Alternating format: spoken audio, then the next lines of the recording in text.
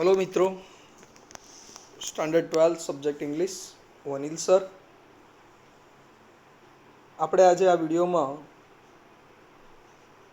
Functions પર આધારિત જે તમને પ્રશ્નો પૂછાય છે, બરાબર, એનું રિવિઝન કરીશું.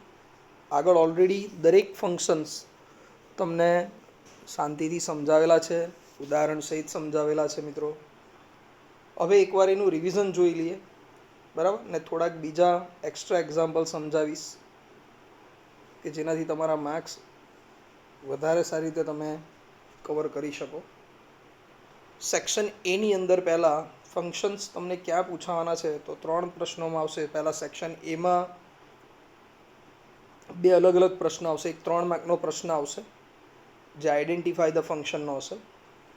બીજો 4 માર્ક્સનો પ્રશ્ન આવશે જે રિસ્પોન્ડ ધ ડાયલોગ હશે. અને ત્રીજો પ્રશ્ન ફંક્શન પર આધારિત પૂછાશે સેક્શન ડીમાં. એ 5 માર્કનો પ્રશ્ન આવશે, કમ્પ્લીટ ધ સેન્ટેન્સ. બરાબર. ટૂંકમાં 12 માર્ક્સનું તમને ફંક્શન પર આધારિત ગ્રામર પૂછાવાનું છે. તો એમાંના આપણે પહેલાં જે 7 માર્ક્સ છે જે સેક્શન એમાં પૂછાય છે, આપણે પહેલાં એની થોડીક ચર્ચા અહીં કરીશું. આ વિડીયોમાં એનું રિવિઝન જોઈશું. સેક્શન એમાં મિત્રો ક્વેશ્ચન નંબર 8, 9, 10. ક્વેશ્ચન એ સેક્શન એની અંદર ક્વેશ્ચન નંબર 8, 9, 10 3 પ્રશ્નો જે આઈડેન્ટિફાઈ ધ લેંગ્વેજ ફંક્શનના પૂછાય છે 3 માર્ક્સમાં. બરાબર. તો આને કઈ રીતે આપણે આના માર્ક્સ કવર કરીશું તો તમને ઓલરેડી ઉપર કાઉન્ટ્સમાં બ્રેકેટની અંદર 4 ફંક્શનના નામ આપેલા હશે અને નીચે 3 પ્રશ્નો હશે. ક્વેશ્ચન નંબર 8, 9 અને 10 એમ 3 વિધાન વાક્યો હશે.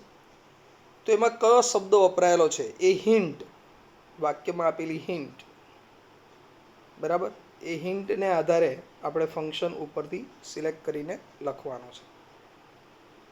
બરાબર. કાઉન્ટ્સમાં આપેલું ફંક્શન શોધવાનું છે. હવે હિન્ટ કઈ હશે તો દરેક ફંક્શનની અલગ અલગ હિન્ટ છે એને ઓળખવા માટેની. તો પહેલાં 3 માર્ક્સ એ જ સમજીએ આપણે, બરાબર, પછી બાકીના 4 માર્ક્સની ચર્ચા કરીશું આપણે. તો પહેલાં ધીરે ધીરે હું તમને ફંક્શન સમજાવતો જાઉં. તમારે શું શોધવાનું છે તો કે વાક્યમાં આપેલી, આખું વાક્ય ભલે ન સમજાય, ફક્ત વાક્ય વાંચતા આવડવું જોઈએ મિત્રો. જો ફ્રેન્ડ્સ એ વાંચતા તમને આવડશે વાક્ય તો વાક્યમાં આપેલી હિન્ટ, બરાબર, શું છે, ક્લુ શું છે, બરાબર, એની લેંગ્વેજ આઇટમ શું છે એ જો ખબર પડી જાય, શોધી શકો તમે, તો કાઉન્ટ્સમાં તમને એ ફંક્શનનું નામ આપેલું જ છે. એ હિન્ટ કયા ફંક્શનમાં આવે એ તમને યાદ હોવું જોઈએ, મોઢે હોવું જોઈએ. જે આ કોષ્ટક બનાવેલું છે એ તમને એમાં મદદરૂપ થશે, હેલ્પફુલ થશે મિત્રો. બરાબર. તો ધ્યાનથી એકવાર જોઈ લો આને. ઓલરેડી તમારી પાસે છે જ, એ મેં આપણે આપેલું જ છે, તમને દરેક વિદ્યાર્થીઓને પ્રોવાઈડ કરાવેલું જ છે. તો તમે ધ્યાનથી એને જોઈ લો, સમજી લો એકવાર કેવી રીતે મોડે કરવાનું છે, શું છે એ જાણી લઈએ આપણે. બરાબર. અહીંયા બોક્સ બનાવેલું જ છે, ફંક્શન્સ, એના ઉપયોગ અને એના ક્લૂઝ. તો તમારે હમણાં જે 3 માર્ક્સ કવર કરવાના છે એ કેવી રીતે તો અહીંયા જે હિન્ટ આપેલી છે એ વાક્યમાં હિન્ટ શોધી કાઢવાની. એ હિન્ટના આધારે ઉપર કાઉન્ટ્સમાં જે ફંક્શન આવશે એ ફંક્શનનું નામ સિલેક્ટ કરીને લખી દેવાનું છે નીચે આન્સરમાં. બરાબર. આટલું કામ. ટૂંકમાં આના ઉપરથી આ લાવવાનું છે. બરાબર. હિન્ટ ઉપરથી ફંક્શન્સનું નામ શોધવાનું છે. ઓકે, આ બરાબર ધ્યાન રાખજો. હિન્ટ્સ ઉપરથી ફંક્શનનું નામ શોધવાનું, એને આઈડેન્ટિફાઈ ધ લેંગ્વેજનો પ્રશ્ન હશે 3 માર્ક્સનો, જે ક્વેશ્ચન નંબર આવશે 8, 9 એન્ડ 10 ફ્રેન્ડ્સ. ઓકે, તો ચલો પહેલું ફંક્શન જોઈએ આપણે. First function is your expressing condition. Expressing condition એટલે 2 ક્રિયા વચ્ચે શરત દર્શાવ. વર્તમાન સમયની અંદર ની શરત દર્શાવવી હોય, જો અને તો એવો અર્થ થતો હોય મિત્રો, તો ત્યારે આ ફંક્શનનો ઉપયોગ કરવામાં આવે એક્સપ્રેસિંગ કન્ડિશનનો. તો તમારી હિન્ટ શું હશે તો તમને જે નીચે વાક્યો આપેલા હશે 3 વાક્યો, એમાંથી જે વાક્યમાં તમને સંયોજક તરીકે ઓર, અધરવાઇઝ અથવા ઇફ કે અનલેસ દેખાય, ઓર, અધરવાઇઝ અથવા ઇફ કે અનલેસ, જેમાં ધ્યાન રાખજો ઇફ કે અનલેસ પછી આવતું વાક્ય સાદા વર્તમાન કાળનું હોવું જોઈએ. બરાબર. તો જો આ 4માંથી કોઈક સંયોજક તમને વાક્યમાં દેખાય તો તમારા ફંક્શનનું નામ હશે એક્સપ્રેસિંગ કન્ડિશન. બરાબર. ખ્યાલ આવી ગયો મિત્રો. હિન્ટ ઉપરથી ફંક્શનનું નામ શોધવાનું છે. ઓર, અધરવાઇઝ, ઇફ કે અનલેસ હોય તો ફંક્શનનું નામ હશે એક્સપ્રેસિંગ કન્ડિશન. બરાબર. આ જ પ્રમાણે જો તમને વાક્યની શરૂઆતમાં તમને બીજું ફંક્શન પહેલાં સમજાવી દઉં. બીજા ફંક્શન નામ છે એક્સપ્રેસિંગ કન્ડિશન ઇન પાસ્ટ. ભૂતકાળની બે ક્રિયાઓ વચ્ચે શરત દર્શાવે. ભૂતકાળના બે ક્રિયાઓ, બે વાક્યો આપેલા હોય એમની વચ્ચે શરતનો ભાવ દર્શાવવા એક્સપ્રેસિંગ કન્ડિશન ઇન પાસ્ટ નામના સંયોજકનો નામના ફંક્શનનો ઉપયોગ થાય છે. કેવી રીતે ઓળખશું? એની હિન્ટ શું છે? તો કે વાક્યની શરૂઆત જ્યાં હશે ત્યાં શરૂઆતમાં જ તમને આવી વાક્ય રચના હશે જેમાં પહેલાં ઇફ હશે, પછી કર્તા હશે અને હેડ હશે. આ પ્રકારની વાક્ય રચના હશે. અથવા વાક્યની શરૂઆતમાં હેડ હશે, પછી કર્તા હશે અને ત્યાર પછી ક્રિયાપદનું ત્રીજું રૂપ હશે. બરાબર? જો આમાંથી કંઈક દેખાય છે તો ફંક્શનનું નામ છે એક્સપ્રેસિંગ કન્ડિશન ઇન પાસ્ટ. બરાબર? એકવાર પાછો સમજાવું છું. બરાબર? જો તમને વાક્યમાં આ દેખાય છે, આ હિન્ટ દેખાય છે, ઇફ કર્તા હેડ અથવા હેડ કર્તા ને V3, તો તમારા ફંક્શનનું નામ છે એક્સપ્રેસિંગ કન્ડિશન ઇન પાસ્ટ. ખ્યાલ આવે છે મિત્રો? ક્લિયર એકદમ? બરાબર? આવી વાક્ય રચના હોય તો ફંક્શનનું નામ છે expressing condition in past. Okay friends, એના પછીનું ફંક્શન જોઈએ આપણે. એના પછીનું ફંક્શનનું નામ છે શોઈંગ કમ્પેરિઝન અથવા કમ્પેરિંગ. ક્યારે આ ફંક્શનનો ઉપયોગ થાય? તો ઉપયોગ એનો એવું કહે છે કે જ્યારે બે વ્યક્તિ કે બે વસ્તુ કે વ્યક્તિઓ કે વસ્તુ વચ્ચે જ્યારે તુલના દર્શાવવાની હોય, કમ્પેરિઝન આવતી હોય, તો ત્યારે આ ફંક્શનનો ઉપયોગ થાય. કયા શબ્દો હોય? કયા શબ્દો હોય?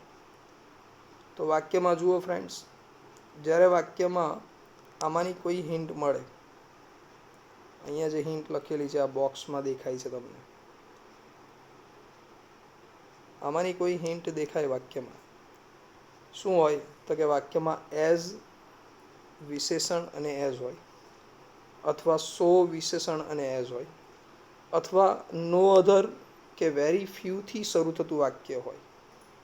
નો અધર અથવા વેરી ફ્યુથી શરૂ થતું વાક્ય હોય, અથવા વાક્યમાં તમને કમ્પેરેટિવ ડિગ્રીનું રૂપ અને એના પછી ધેન આવતું હોય, આપેલું હોય, અથવા વાક્યમાં ધેન પછી એની અધર આવતું હોય, કે પછી ધેન પછી મોસ્ટ અધર કે મેની અધર શબ્દ દેખાય. ધેન પછી મોસ્ટ અધર અથવા મેની અધર શબ્દ દેખાય, અથવા વાક્યમાં ધ આર્ટિકલ પછી સુપરલેટિવ ડિગ્રીનું રૂપ આપેલું હોય, the best, the longest, the highest, આવા શબ્દો આપેલા હોય, અથવા વાક્યમાં તમને વન ઓફ ધ પછી સુપરલેટિવ ડિગ્રીનું રૂપ હોય, one of the largest, one of the longest, one of the smartest, આવા શબ્દો આપેલા હોય, અથવા વાક્યની શરૂઆતમાં જ તમને ધ આર્ટિકલ આવે ને ત્યાર પછી કમ્પેરેટિવ ડિગ્રીનું રૂપ હોય. શરૂઆતમાં ધ આર્ટિકલ ને પછી કમ્પેરેટિવ ડિગ્રીનું રૂપ હોય. આમાંનું કંઈ પણ દેખાય તો તમારા ફંક્શનનું નામ છે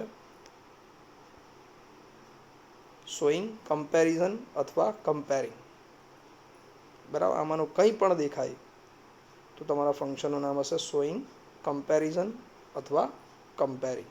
ખાસ ધ્યાન આપજો મિત્રો. આ હિન્ટ જો દેખાય છે, જે બોક્સમાં બતાવેલું છે એ હિન્ટ દેખાય તો ઉપર ફંક્શનનું નામ કાઉન્ટ્સમાંથી શોધીને લખી દેવાનું, શોઈંગ કમ્પેરિઝન અથવા કમ્પેરિંગ. બરાબર છે મિત્રો? સમજાય છે તમને બરાબર? ઓકે, આગળ જોઈએ. હવેનું ફંક્શન છે ઓફરિંગ સજેશન અથવા ઓફરિંગ એડવાઇસ. આ ફંક્શનનો મિત્રો ઉપયોગ ક્યારે કરવામાં આવે? જ્યારે તમને વાક્યમાં કોઈ સલાહ કે સૂચન દર્શાવેલું હોય, સલાહ કે સૂચનનો ભાવ આવતો હોય, તો ત્યારે ફંક્શનનું નામ આવે ઓફરિંગ સજેશન કે ઓફરિંગ એડવાઇસ. આ તો થઈ એના ઉપયોગની વાત. આપણે તો સીધો માર્ક જોઈએ છે આઈડેન્ટિફાય ધ ફંક્શનમાં. તો શું હિન્ટ શોધવાની વાક્યમાં? તો મિત્રો આટલું ધ્યાન રાખવાનું તમારે. વાક્યમાં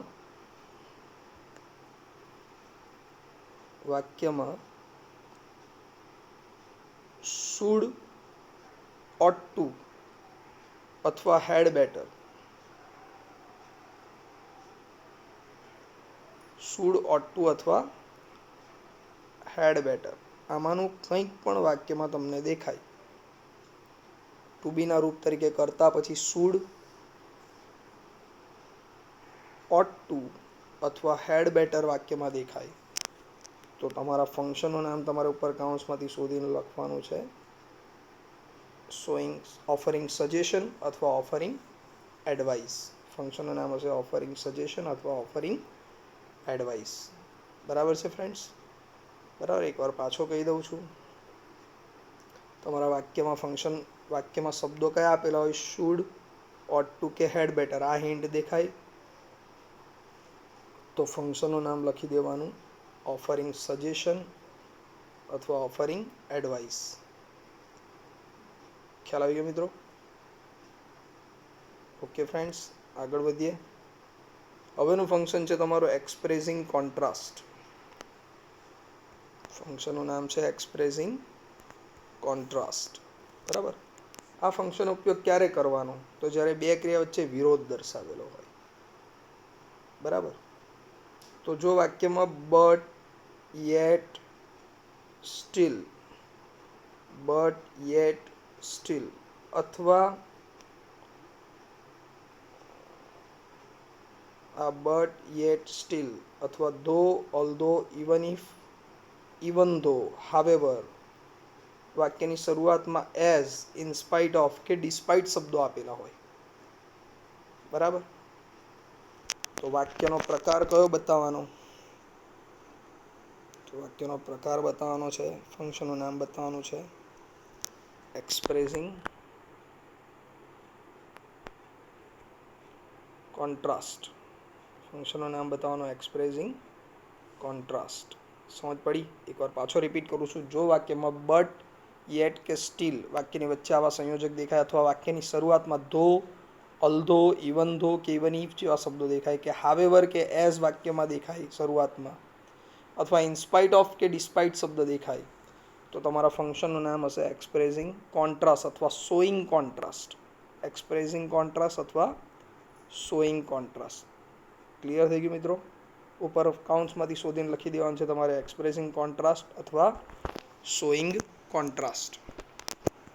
ક્લિયર ફ્રેન્ડ્સ? તો આટલા ફંક્શન્સ સમજાવેલા છે તમને. બાકીનું નેક્સ્ટ વિડીયોમાં જોઈશું.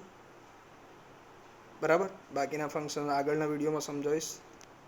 તમે આને ધ્યાનથી જોઈને સમજી લેજો ફ્રેન્ડ્સ. Okay, by.